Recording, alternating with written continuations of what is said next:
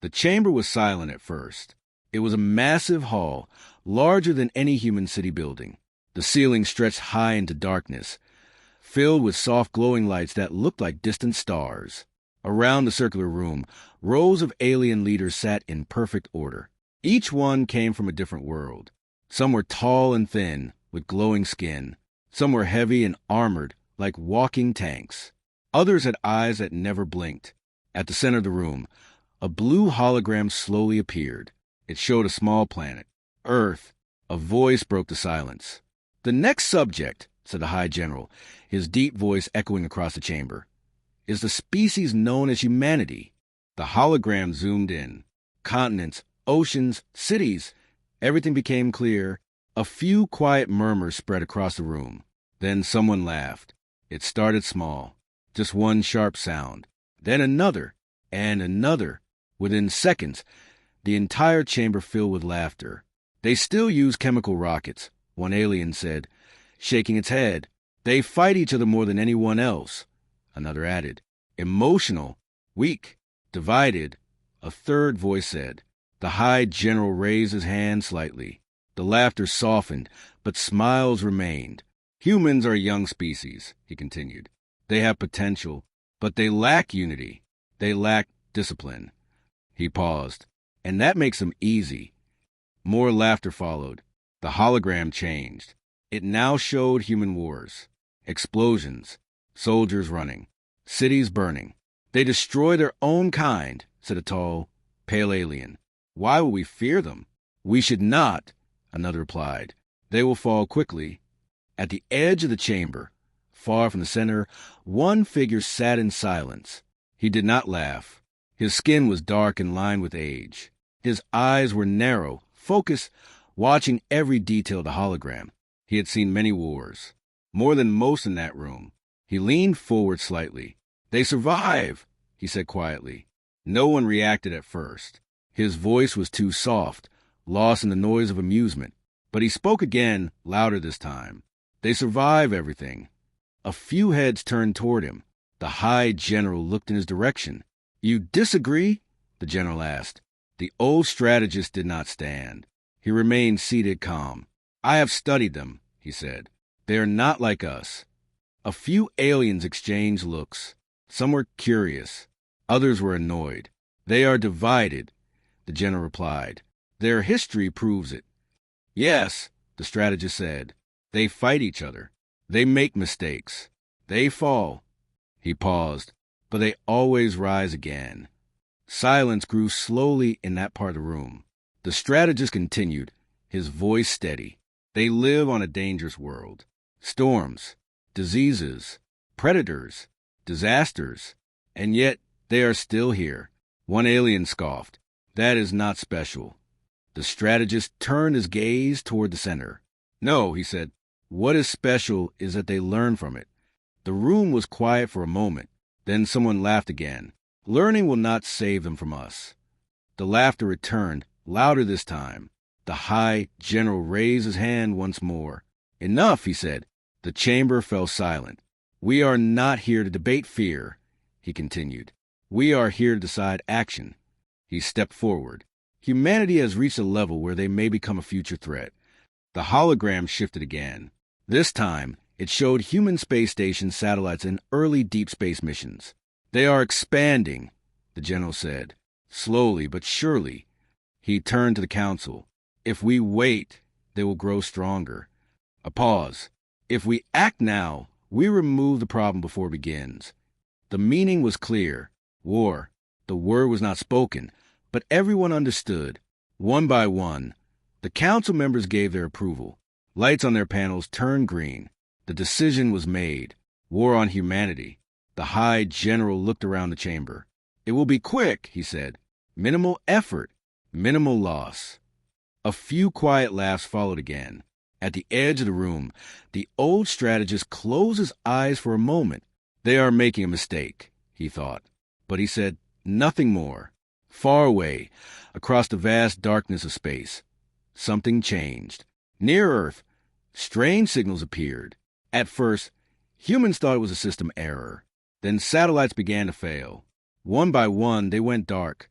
Communication lines broke. Military systems shut down. Panic spread quickly. What is happening? Leaders asked. No one had answers. Then the ships arrived. They came without warning. Massive shapes in the sky. Silent. Still. At first, people watched in fear. Some recorded videos. Others prayed. Many ran. Then the attacks began. Bright beams of light struck from above. Buildings collapsed. Power grids exploded. Entire cities went dark. Governments tried to respond, but nothing worked. Their weapons were useless. Their systems were already broken. The world was not ready. Across the galaxy, the council watched. Some observed with interest, others with amusement. This will be over soon, one said. They cannot even defend their skies, another added. Back on Earth, chaos filled the streets. But something else began to appear. Not surrender, not silence, resistance. Small at first, a group of soldiers holding a position longer than expected. A team of engineers restoring power in one city. Civilians helping each other, refusing to give up. It was not organized. It was not perfect. But it was there. The old strategist watched the live feed. His eyes narrowed. They're already adapting, he whispered. In one destroyed city, a group of humans set a trap. They used broken vehicles, simple tools, and perfect timing. When an alien patrol entered the area, the explosion destroyed them. The first alien unit lost. The room in the council grew quiet. That was unexpected, someone said. The High General said nothing. More reports came in. Small human victories. Unplanned, unpredictable, impossible to understand. They should be collapsing, one alien said. But they are not. On Earth, the fighting continued. Humans were losing. That was clear. But they were not stopping. Even with fear, even with loss, they kept fighting. The old strategist leaned back slowly. Now, there was no doubt in his mind. They do not fear the end, he said softly, and that makes them dangerous. For the first time since the war began, no one laughed. The war did not slow down. If anything, it became faster. Alien ships moved across Earth like silent shadows. They did not rush. They did not panic. Every attack was clean, controlled, and precise. Cities were marked, then erased. Military bases were found, then destroyed. From space, it looked simple. Too simple. This phase will end soon, one alien commander said, watching the surface of Earth from his ship. Resistance is already breaking. But he was wrong. On the ground, things looked very different. In the ruins of a once busy city, a group of human soldiers moved quietly through broken streets. Smoke filled the air. Buildings were half destroyed. The sky above was dark with ash. Captain Elias walked at the front. His uniform was damaged. His face was tired, but his eyes were focused. "Stay low," he said softly. They scanned from above every 30 seconds. Behind him, his team followed without question. They had learned fast. Too fast. A young soldier whispered. "How do you know their timing?" Elias did not look back. "Because they never change it," he said. That was the first thing humans noticed. Aliens were powerful, but predictable. Above them, an alien patrol moved into position. For units, floating just above the ground. Their weapons glowed with red light. Their armor was smooth and perfect. Too perfect. Elias raised his hand. The team stopped. He pointed toward a narrow street, filled with debris. "Now," he said. The soldiers moved quickly. Wires were already placed. Old explosives, taken from destroyed buildings, were hidden under metal scraps. The alien patrol entered the street, scanning, searching, but not expecting. Elias pressed a trigger.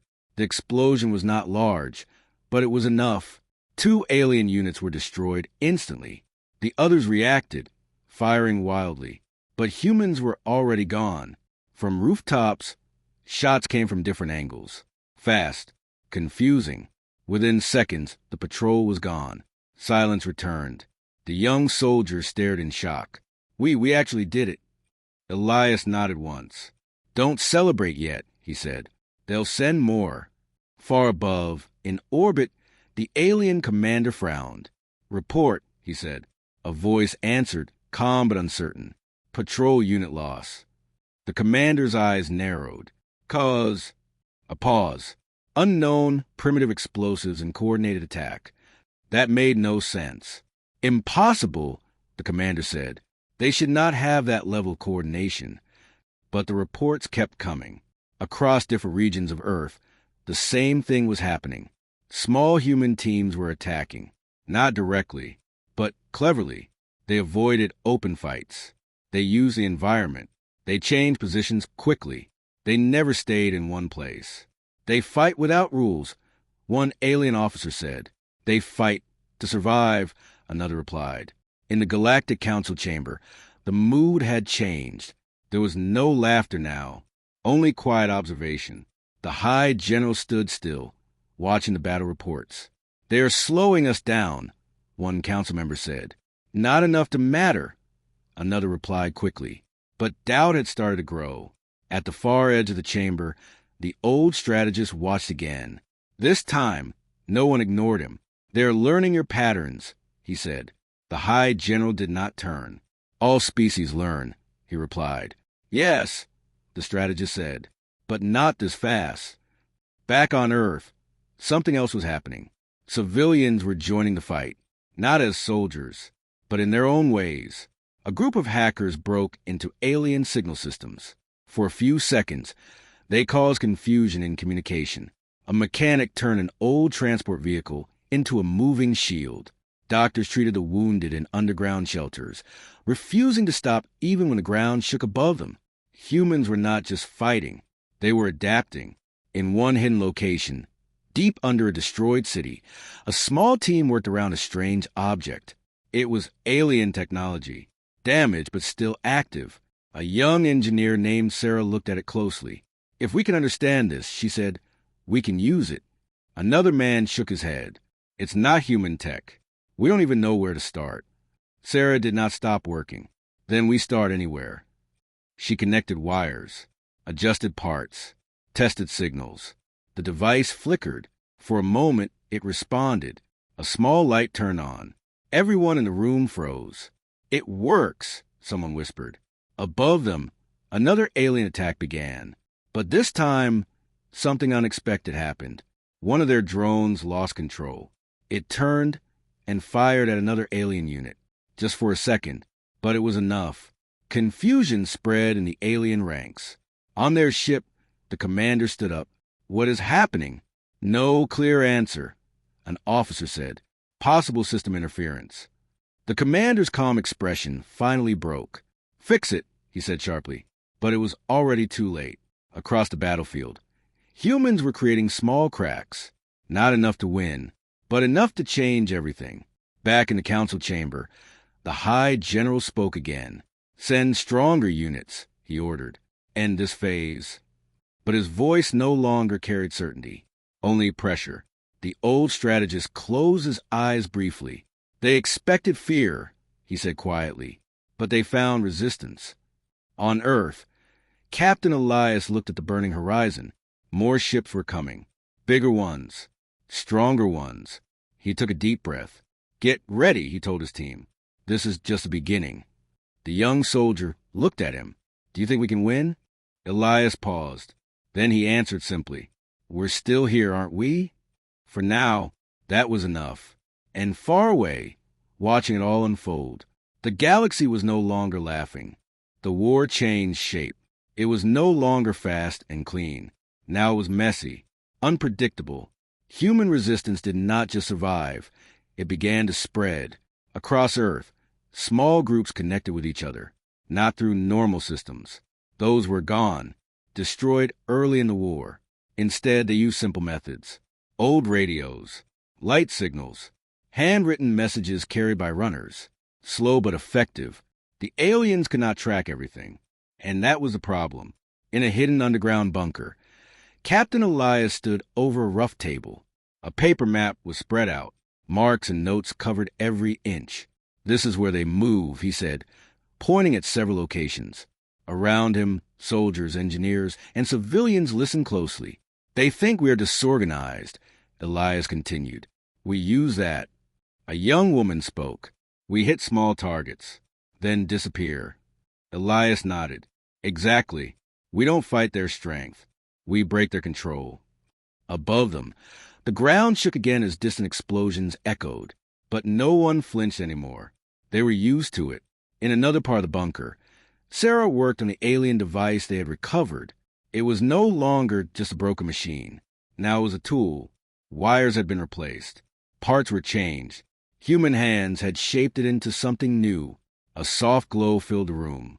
It's stable now, Sarah said. A man beside her looked nervous. Stable doesn't mean safe. Sarah gave a small smile. In war, nothing is safe. She activated the device. For a moment, nothing happened. Then screens around the room flickered. Lines of alien symbols appeared. Data, signals, control patterns. Sarah's eyes widened. This is their command frequency. The man stepped closer. You mean we can see what they're doing? Sarah shook her head slightly. Not just see. She adjusted the controls. We can change it. Far above, an alien patrol suddenly slowed. Their formation broke for a second. Just 1 second. But on the ground, that was all humans needed. A hidden human unit attacked. Precise. Fast. Gone before a response could come. This started happening everywhere. Small disruptions. Small victories. But together, they created something bigger. Confusion. On the alien flagship, the commander stood in silence, watching reports come in.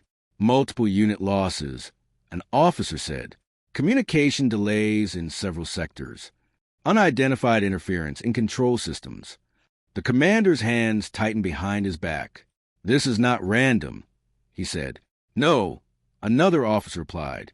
It is coordinated. That word felt wrong. Humans were not supposed to coordinate like this. Not under pressure. Not under attack. But they were. Back in the Galactic Council chamber, tension filled the air. They're adapting, one council member said. They should not be able to, another replied. They're using our own systems against us. That caused a stir. The High General finally turned toward the old strategist. You knew this, he said. The strategist remained calm. I warned you, he replied. The general's voice sharpened. They are still weaker. Yes, the strategist said, but they are becoming stronger. Every moment this war continues. That was the real danger. Not what humans were, but what they could become. On Earth, something even more surprising began. Humans started using alien weapons. At first, it was difficult.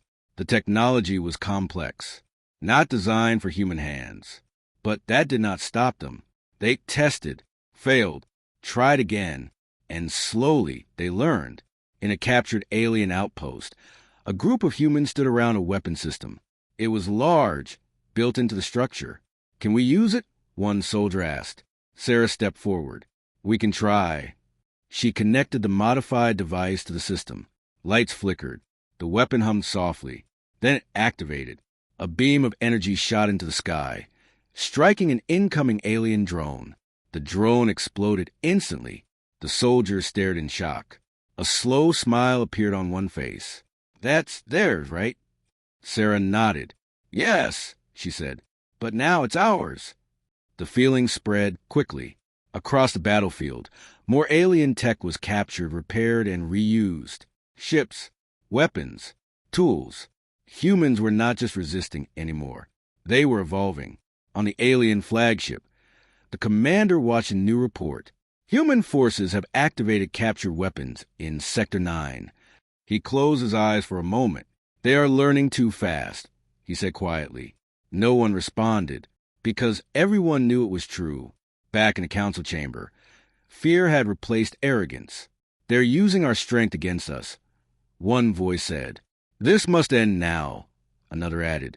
The High General stood still. Then he gave the order. Deploy the advanced fleet. A silence followed. This was not a small decision. This meant escalation. This meant risk. But the war was no longer simple. At the edge of the chamber, the old strategist spoke one last time. If you push them further, the general looked at him. They will push back harder, the strategist finished. On Earth, Captain Elias stood outside the bunker for a rare moment. The sky was still dark, but something felt different. Not hope, not yet, but something close. He looked at the horizon, where distant lights marked another battle. "They're changing," the young soldier said. Standing beside him, Elias nodded. "So are we." Behind them, inside the bunker, the modified alien device pulsed with energy, a symbol of something new, something dangerous. Humanity was no longer just surviving. They were learning, adapting, and slowly turning the war around. Far above, alien ships moved into new positions. Stronger, more powerful.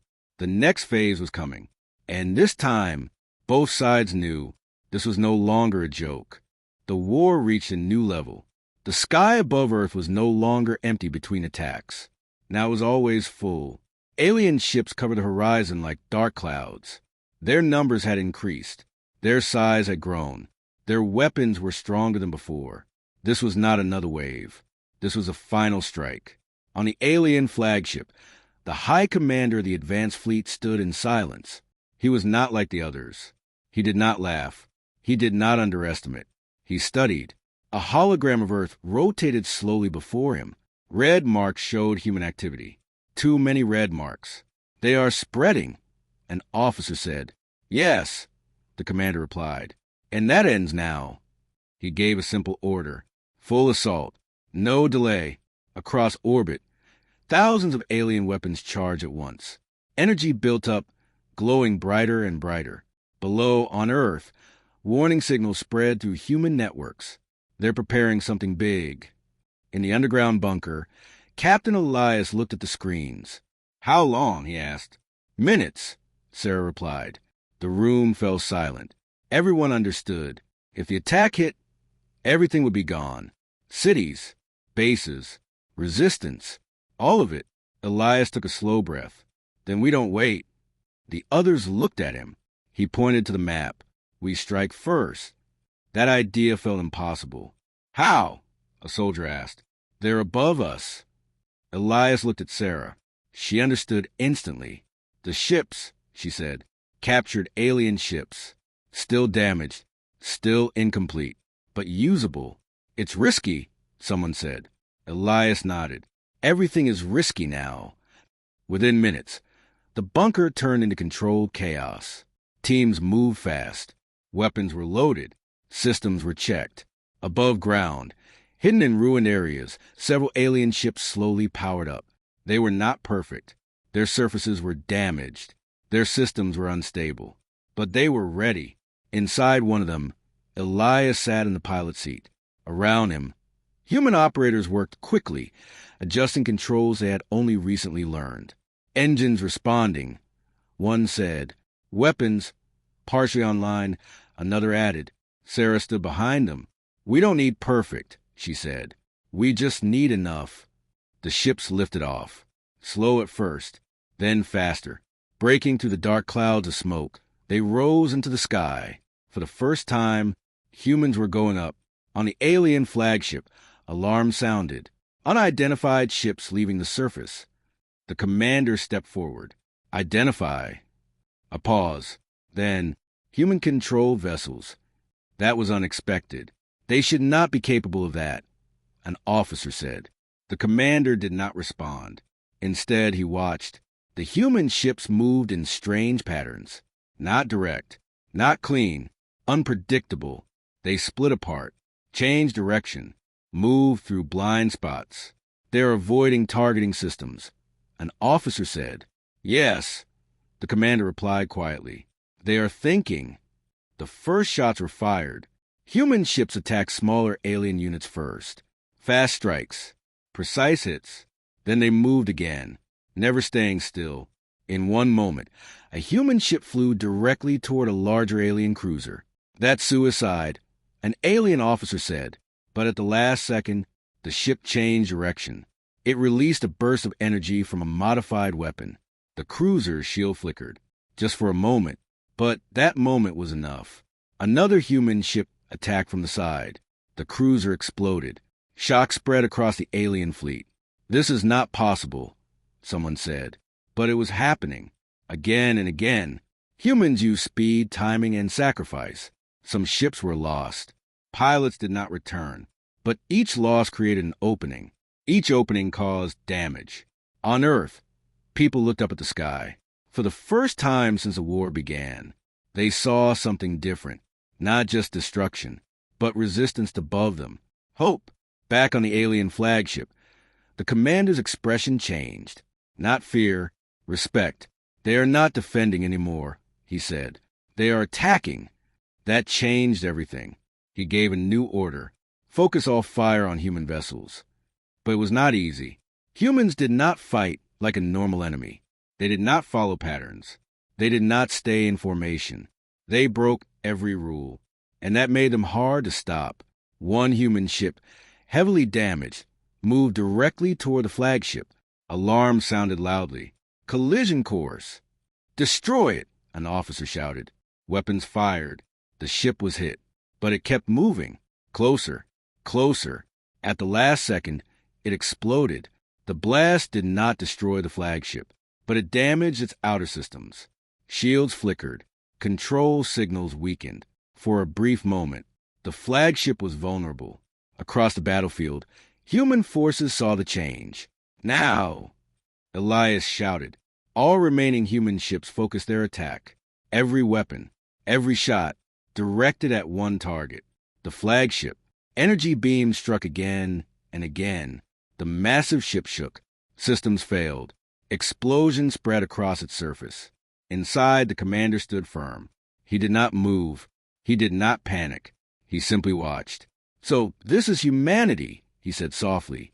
Then, retreat. The order shocked everyone. Retreat? An officer repeated. We can still fight. No, the commander said. His voice was calm, but firm. We misjudged them. Around him, the crew hesitated. Then slowly they obeyed. Across space, alien ships began to pull back. The attack stopped. The sky cleared. Silence returned. On Earth, people watched in disbelief. They're leaving? In the damaged human ships, survivors breathed heavily. Elias looked at the retreating fleet. For a moment, he said nothing. Then, we did it, someone whispered. But Elias shook his head. No, he said quietly. This was just a warning. Far away, in the Galactic Council chamber, no one spoke. The same place that once echoed with laughter now stood in complete silence. The High General stared at the reports. Losses, damage, retreat, unthinkable. At the edge of the room, the old strategist closed his eyes.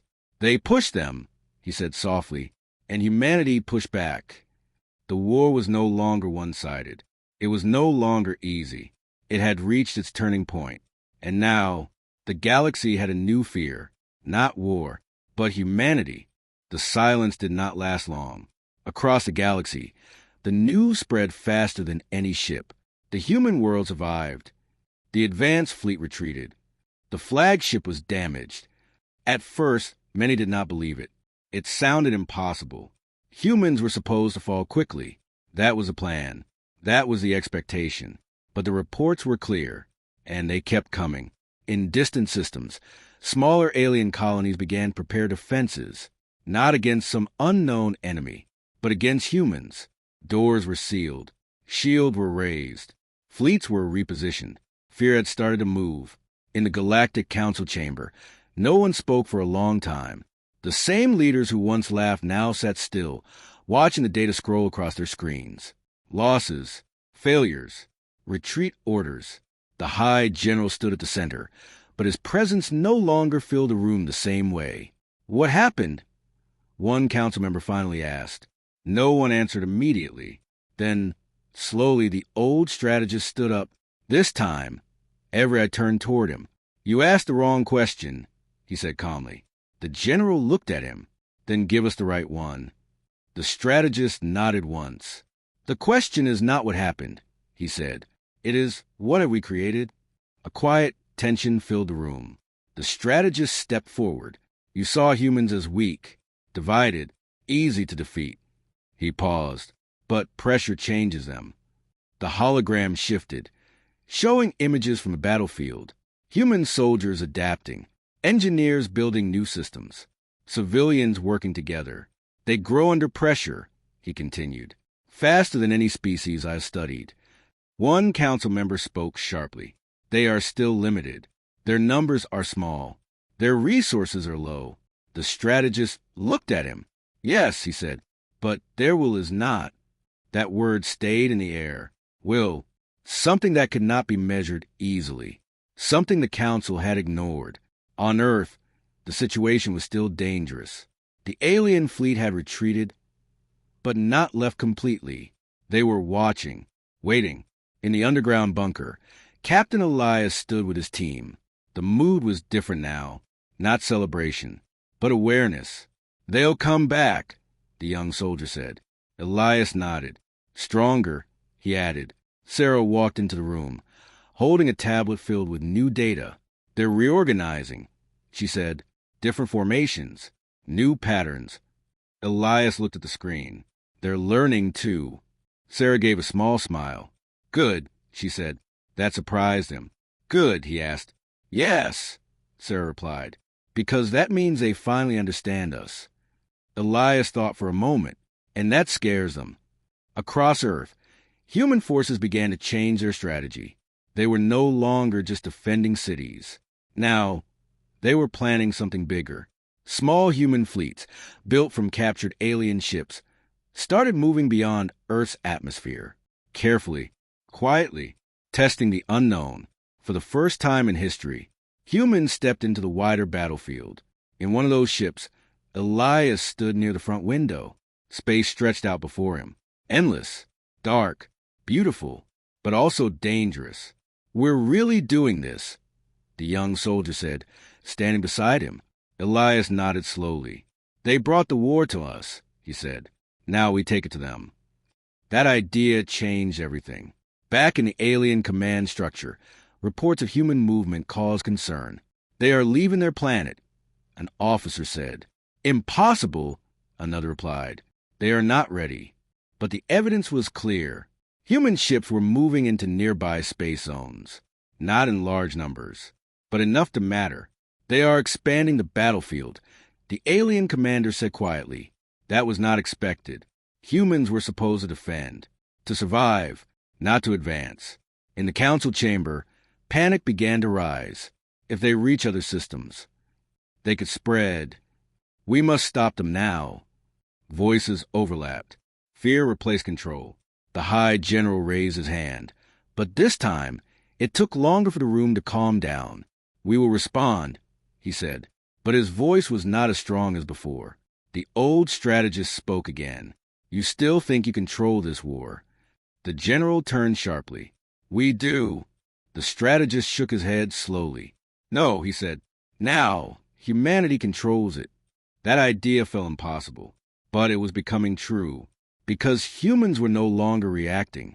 They were choosing where to strike, where to move, where to fight. In a small but critical alien outpost near Earth, alarm suddenly activated. Unknown vessels approaching. The officer in charge looked at the screen. Human ships. His eyes widened. They're attacking here? There was no time to prepare. The human ships moved fast, not in a straight line, but in shifting patterns. They struck communication towers first, then defense systems. Within minutes, the outpost was blind. Then came the final strike, a controlled, precise attack that disabled the base completely. Not destroyed, disabled. The difference mattered, because humans were not just destroying anymore. They were taking control. Back on the human ship, Elias watched the mission complete. Target secured, Sarah said. Elias nodded. Good, he replied.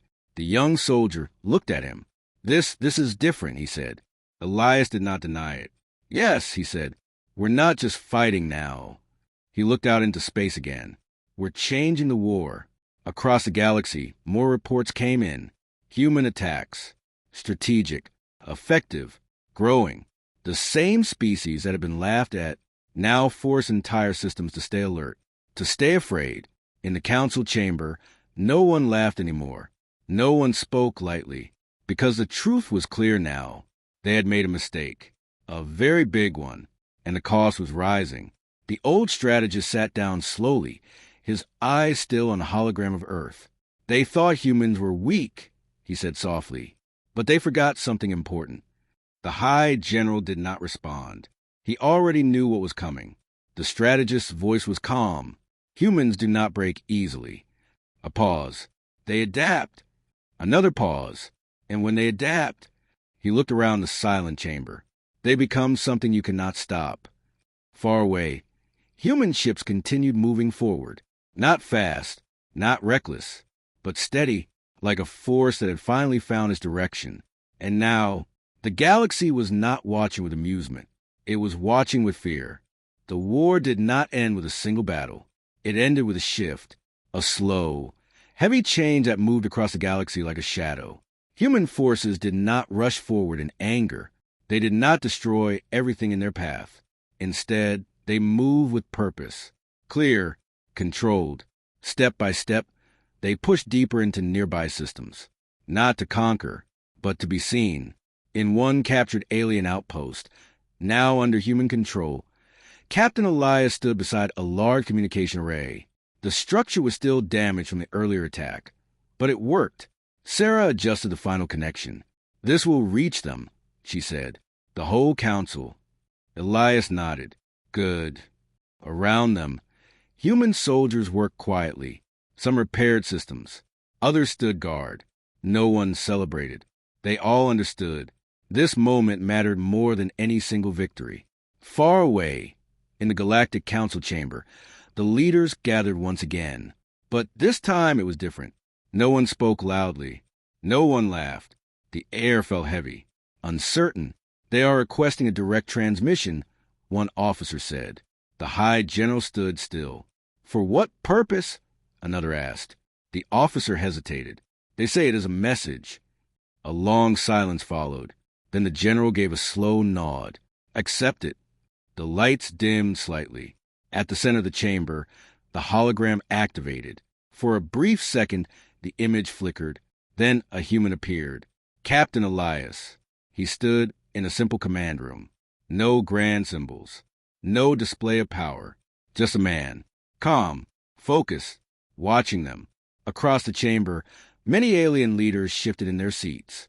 This was the same species they had once mocked. Now, they were listening. Elias spoke. "You declared war on us." His voice was steady. Not loud, but clear. No one interrupted. "You believe it would be easy," he continued. "You believe we would fall quickly." A few council members lowered their gaze. Elias did not change his tone. "You were wrong." The words were simple, but they carried weight. Behind him, the faint movement of human activity could be seen. People working, preparing, moving forward. Not broken, not defeated, alive. "We are not the strongest species," Elias said. "We are not the most advanced." He paused for a moment. "But we do not stop." That silence returned again, stronger this time. "When you attacked us, we did what we always do," he continued. "We adapted." Images appear behind him now. Human soldiers fighting, engineers building, civilians helping each other. Moments of loss, moments of strength. "We learned your systems, your patterns, your mistakes." The High General watched closely. His expression was no longer confident. It was thoughtful, careful. Elias stepped slightly closer to the camera. "You thought war was a game." A pause. "For us it never is." No anger, no shouting, just truth. "We did not ask for this war," Elias said. "We did not want it." Another pause. "But we will not lose it." Across the chamber, no one moved. No one spoke. The message was clear. Humanity would continue, no matter the cost. Elias looked directly forward, as if he could see every leader in that room. "Remember this," he said. "Humanity does not start wars." His voice dropped slightly. "But we finish them." The transmission ended. The hologram faded, and silence filled the chamber once again. But this time, it was different.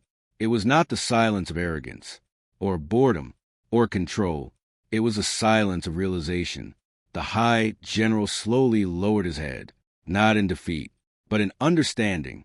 "We misjudged them," he said quietly. No one argued. No one disagreed. Because now it was obvious. At the edge of the chamber, the old strategist sat with his eyes closed. A small breath left him. "I told you," he whispered softly. "They survive."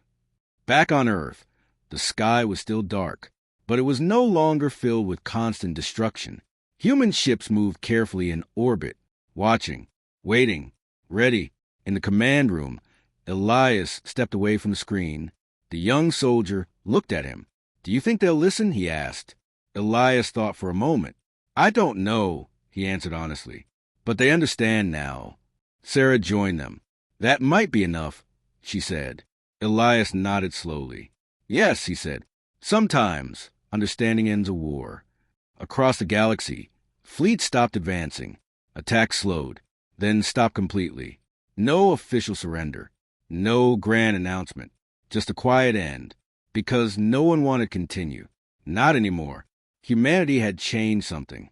Not just the battlefield, but the balance. The same species that had been seen as weak now stood as something else. Something respected. Something feared. And something remembered. In the council chamber, the High General gave one final order. Stand down all offensive operations. The room did not react with shock, only with acceptance.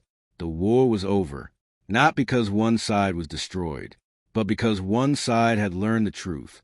And far away, on a small blue planet called Earth, humanity stood, not as conquerors, not as victims, but as survivors, as fighters, as something the galaxy would never laugh at again.